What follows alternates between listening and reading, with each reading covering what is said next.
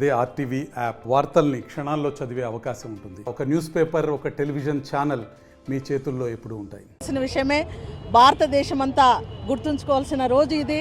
మహాత్మా గాంధీ పుట్టినరోజు. 155 సంవత్సరాలైంది ఆయన పుట్టి. ఆయన 1869లో అక్టోబర్ 2న పోర్బందర్లో పుట్టిన ఆయన భారతదేశం యొక్క స్వాతంత్రం కోసం ఏ రకంగా పోరాడినాడని ప్రతి ఒక్క పౌరుడికి తెలిసిందే. ఈరోజు స్వేచ్ఛగా సంతోషంగా మనం ఉన్నామంటే వారు కాంగ్రెస్ పార్టీ ద్వారా మన దేశానికి స్వాతంత్ర పోరాటంలో ముఖ్యంగా అహింస తర్వాత సత్యంతో మొత్తం సాధిస్తామని నేర్పించి ముందు ఉండి మన దేశం కోసమే మన కోసము ప్రాణాలు వదిలిన ఆయన ఇంత మంచి అశాంతి అయినటువంటి శాంతిగా వాతావరణంలో మన దేశాన్ని ఉంచినటువంటి ఆయన ఆర్ఎస్ఎస్ వాదాలు కలిగి ఉన్నటువంటి గాడ్సే అనే అతను ఆయన్ను కాల్చి చంపడం ద్వారా మనం ఒక మహాత్ముని కోల్పోయినాము. కానీ ఇప్పుడు ఉన్న పరిస్థితి ఏంటంటే ఆయన అటువంటి గొప్ప మహానుభావుడు మనకు ఇచ్చినటువంటి స్వాతంత్రము ఏమైపోయింది.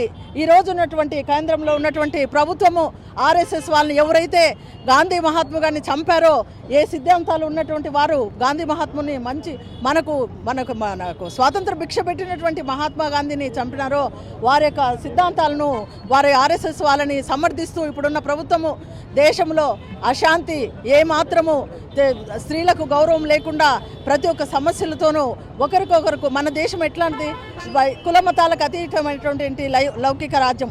ఇటువంటి లౌకిక రాజ్యాన్ని తీసేసి తన స్వార్థపరులు ఈ రకంగా తయారు చేస్తున్నాడని మేము బాధతో ఆయన పుట్టినరోజు ఆయనకైనా మీరైనా మహాత్మా గాంధీ గారు మీరైనా ఇప్పుడున్న ప్రభుత్వానికి ఈ జనతా పార్టీ ప్రభుత్వానికి భారతీయ జనతా పార్టీ ప్రభుత్వానికి వారి నాయకులకు సరైన జ్ఞానోదయం అయ్యేటట్టు మీరైనా చెప్పి ఈ దేశంలో శాంతియుతమైన వాతావరణం ఉండే విధంగా ప్రజలమందరము అన్నదమ్ముల వల్లే మన కులం లేదు మతం లేదు భారతదేశ పౌరులం అందరము మన అన్నదమ్ములము ఎవరి ఇష్టాన్ని ప్రకారము వారు ఎవరు నమ్మిక ప్రకారము ఉన్నప్పటికీ ఒక సమయం వచ్చేప్పుడు అందరము మనం సహోదరులమనే విధంగా ఉండేటువంటి ప్రభుత్వం ఏర్పాటు చేయమని ఈ నిరుద్యోగ సమస్య ఉంది, ఎన్నో సమస్యలు ఉన్నాయి.